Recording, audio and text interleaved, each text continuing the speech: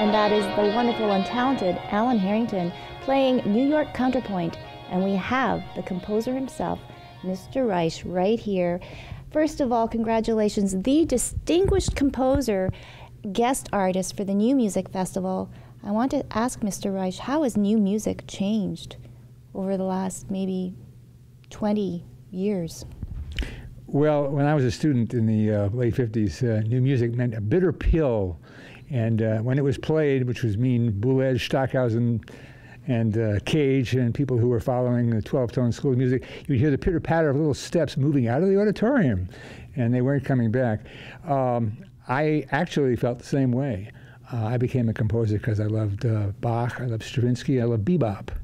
And then later I loved John Coltrane and West African drumming and Balinese gamelan, and none of the above were part of the music scene. So I just felt, well, you know, if what's going on now is what I'm supposed to do the rest of my life, I'm out of here. And since I like to stay put, I just wrote other stuff, and there was nobody interviewing me or inviting me to festivals in the frozen north. And here you are, and most sought after and much revered. Everybody that I've talked to throughout the festival, they were so anxious to meet you and to hear the music. Well, I think any music that is still around, you know, whether it's Bach or before, or whether it's John Coltrane or anything in between, it's because you love it. Anybody. You can play. Johann Sebastian Bach's probably the most complex, brilliant, quasi-mathematical composer, but what a heart, what a soul. And that's communicated. I mean, I went to Africa as a student, studied drumming over there, and I brought various, I played them some Bach and said, gee, that's really nice. Now, they didn't know who it was, they didn't care who it was just beautiful music. And I think, you know, music that is really good really communicates with anybody. Okay, reading about your works, there's two that stand out for me. Different Trains and your, I guess, most recent one on 9/11. And what you've managed to do with music and words and actual human experience has, I guess, maybe elevated new music to a new level. But let's first of all touch on Different Trains. What it's all about. Well, it started off kind of very, what it was all about originally was I was interested in the sampling keyboard. Now, what's that? Sampling keyboard, you buy it in a music store, you plug it into the wall, you play middle C, nothing happens. Because it's basically a digital recorder with a keyboard attached. So you have to record something into it. You can record your voice, your dog barking, Beethoven's Fifth, whatever you like. And I liked it because it meant that you didn't have to use tape if you wanted to bring in real sound into musical instruments. You could simply play it at the time they were playing what they were playing. So I thought, wouldn't it be great to combine somebody speaking, I didn't know who, with the Kronos Quartet. I'd just been commissioned to write a piece for Kronos by Betty Freeman, who's no longer with us, who's from Los Angeles. And so my first thought was, I'll use the voice of Bela Bartok, hey! And there were recordings of Bela Bartok, who was a Hungarian who died in New York City and was teaching there. And they were recordings in English on one of the local, on WNYC.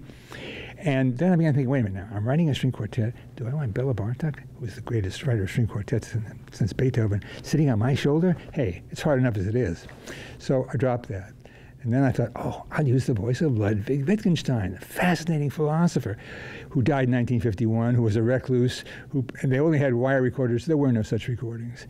So I just wandered around in a fog, and God knows, these memories of my childhood train trips between my singer-songwriter mother in Los Angeles and my lawyer father in New York popped into my head. When my parents were divorced when I was 1, the courts divided what they called, arranged what they called divided custody. So Virginia, my nanny, my nurse, and I would travel 4 days, New York, Chicago, Los Angeles, 6 months there, then 4 days back to New York, 6 months there, and that went on until I was 6 and had to go to school, and I ended up in New York with my father, actually. But you know, when you're very young and you look out the window and you see cowboy country, you know, it makes an impression. So I began to think, so I went out to speak to Virginia. I said, look, I want to talk about the old days. She said, that's nice. So we did. So we were just reminiscing. And then I met Lawrence Davis, who was a black retired Pullman porter, then in his 80s, who used to ride these very same lines, carrying soldiers from the East Coast who were going to go fight in the Pacific, and people from the Pacific who were going to go fight in Europe. And that was like, those were his heyday. That's what he wanted to talk about. As a matter of fact, he talked to the Smithsonian in their oral history department, and he had a beautiful voice. So as I was gathering these recordings about my life, I began thinking to myself, well, when did I make these trips? 1937, 1938, 1939. What was going on in the world while I was doing it? Well, we all know what was going on in the world at that time. Mr. Hitler was trying to take over the world and grabbing any Jew he could find and taking them off first outside of Munich and then eventually off to Poland, and up the chimney they went. And if I, as a Jewish kid, had been born in Brussels or Stuttgart or Paris, we wouldn't be having this conversation. So the light bulb clicked, different trains. And I then went up to Yale University, where they have an archive of Holocaust survivors who had come to America. And I listened to a lot of recordings and, just incredible stories. But some were told with a more musical voice, because people are who they are. And some people have very musical voices and some people don't. And they're speaking voices. So Virginia, my nanny, my nurse, she said, from Chicago, bum-ba-dee-da. Now, she wasn't singing, she just said it that way. But if you listen carefully and you write it down, you can have the viola play, dum-ba-dee-da, and then she says, from Chicago, and you say, hey. And as they spoke, so I wrote, faithful scribe. And that's sort of why the piece works. Because if someone said to me, hey, Steve, would you like to write a piece about the Holocaust? I'd say, are you crazy? What do you want me to do, drink the Pacific Ocean to starters? But here, Virginia was talking about her life, Mr. Davis was talking about his life, and these Holocaust survivors were talking about their lives, and therefore it's rooted in their reality, not some fantasy of mine. And if the piece works, and it seems to, I think that's what it's about. It's really amazing, and I guess that spills off then into 9/11. Yeah, my family and I lived for 25 years, 4 blocks from Ground Zero. And on 9/11, actually, Beryl and I, my wife and I, were in Vermont, 300 miles north of there. And but my son and my daughter-in-law and my then a couple of months old granddaughter were in our place. And my son called about 8:30 in the morning. He says, I think they bombed the World Trade Center again, because it was bombed in 1993 first, in the basement, also by fundamentalist Muslims. And he couldn't see out the rear window, but he could feel it and hear it. So we also put on the TV. They put on the TV and saw the second plane hit. And my wife just about lost it. And we knew, this ain't no accident. It's a clear day. This is intentional. So I told him, stay put. We had double windows, close both windows. We have some hardware store masks. Put them on the baby, put them on yourself. Don't move, and don't hang up. So phone was open for 6, thank God, the phone stayed open for 6 hours. I had a very together neighbor who I knew would come home, and he had a minivan. He had a family. He put his family, my family, in the van, and you couldn't drive on the West Side Highway, the East Side, but he knew the streets well enough to get out, get north.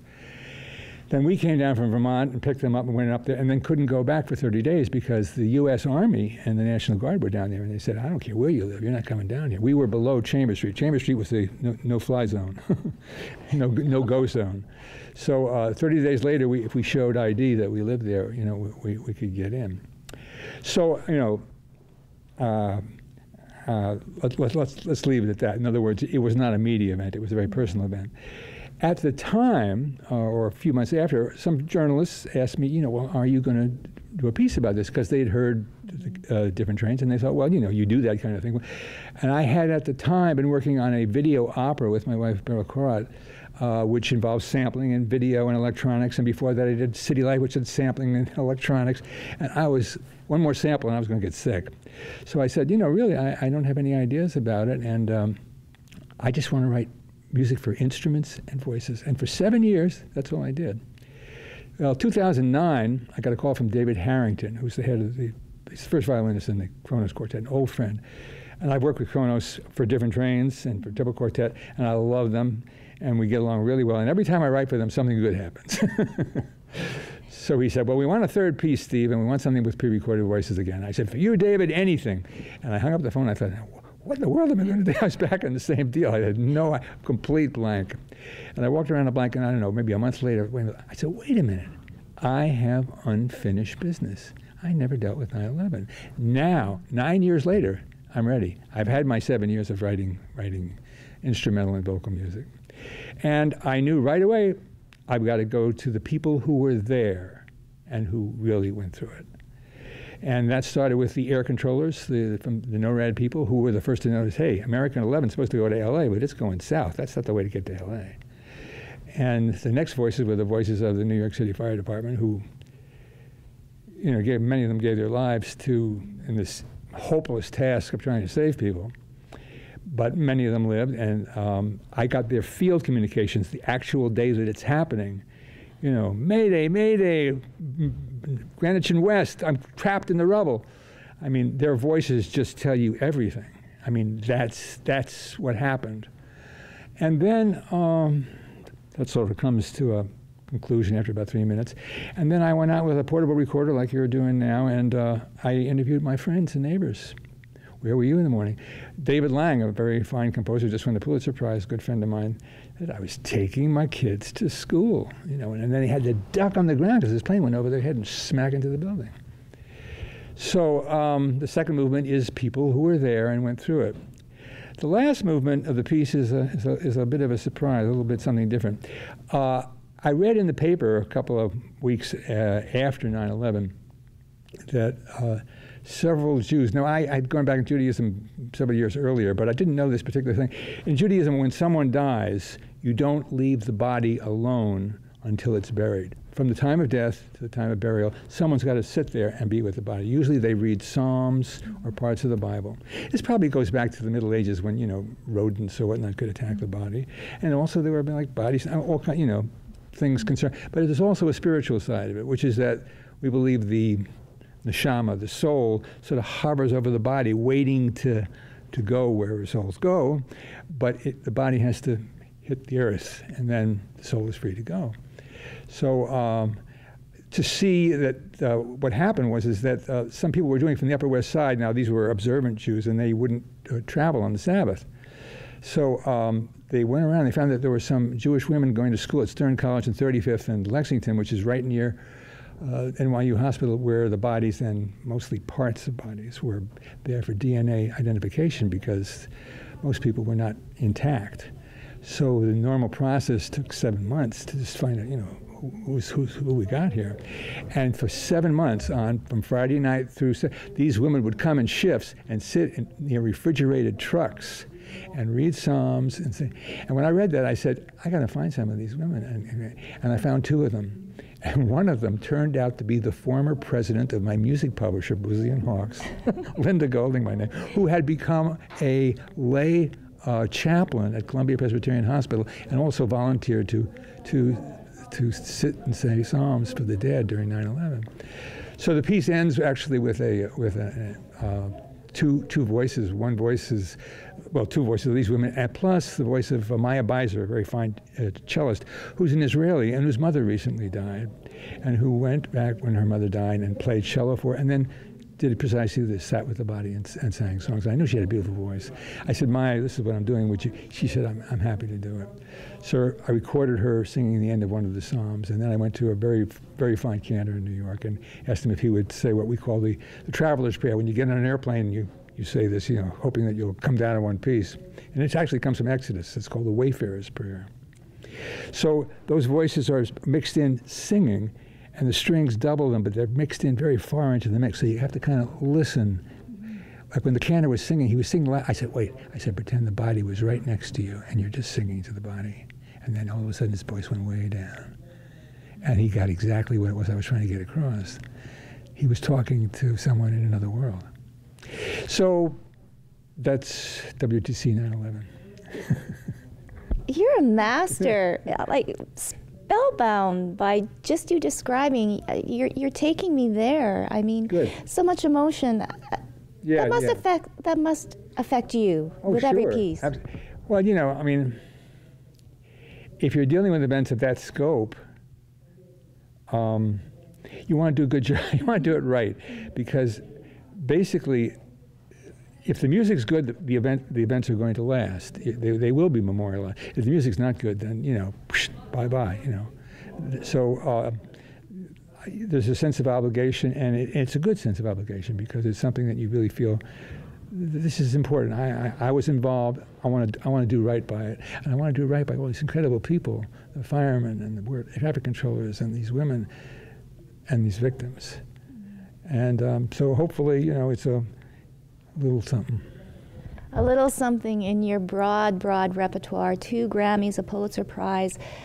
There's so much to talk to you about, but we are so privileged and honored to have you here, Mr. Reich, and I am so honored to hear your music, and you are truly a gift to all of us. But you're very kind. Thank you very much. It's a pleasure talking to you. For Backstage 30, I'm Tracy Koga.